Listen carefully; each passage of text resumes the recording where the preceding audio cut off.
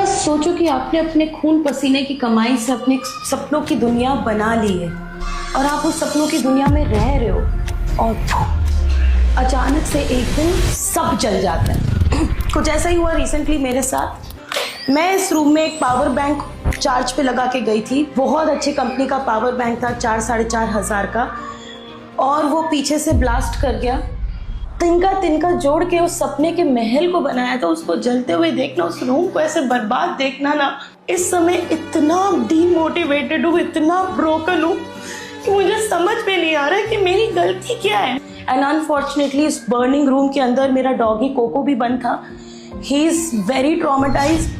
With God's grace इसको कुछ भी नहीं हुआ।